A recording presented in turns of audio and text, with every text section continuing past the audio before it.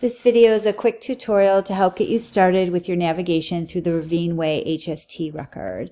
You'll start by clicking on Google, and when at Ravine Way, up over in the left-hand corner here, you'll see an HST icon. Clicking that brings you directly to your user login. Enter the ID, password, clicking login brings you directly to the OR schedule. We're in training mode here, so there's no private information that's being exposed. So you can see across the top OR 1, 2, and 3, pretty self-explanatory. I just want to make everyone aware that as Ravine Way starts its famous flip-flopping of patients around, the patients will remain in their original scheduled OR room. So just beware that you're clicking on the correct patient and opening the right chart. Across the top here, eChart Home. That key, once you're in a chart, if you click that, it brings you directly back to the OR schedule. Logout is up over here in the corner. Unlike Epic, you can be logged into more than one computer and still carry on with your documentation. So single clicking on a patient opens up the chart. This brings you to the home page. You'll see the basic information up here across the top. I just want to clue everyone into these two red boxes. Allergies, pretty self-explanatory. If you move over here to the information icon, clicking on that tells you the drug that they're allergic to and the reaction. The consent is important to us. I'm going to just bring you quickly into the anesthesia record so you can see what this correlates with. You'll see here, warning, alert consent not complete, warning, H&P attestation not signed.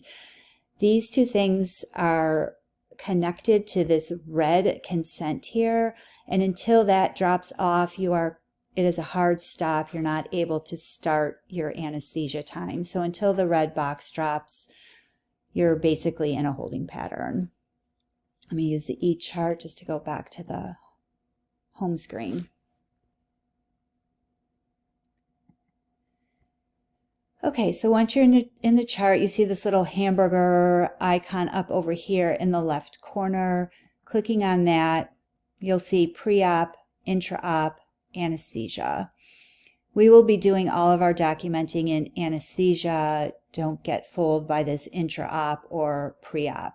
The only thing you'll see in this pre-op is the consent. So let's just click on that for a moment. I'll show you one other key that's helpful. This little box up over here, it gives a percentage as the chart completion is done. So if you click on that, you can see all these blue hyperlinks that are underlined.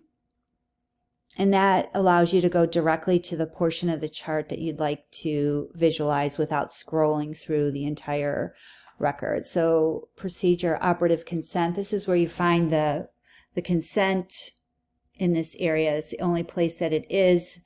Right now they're working through whether or not they want to continue with paper consents.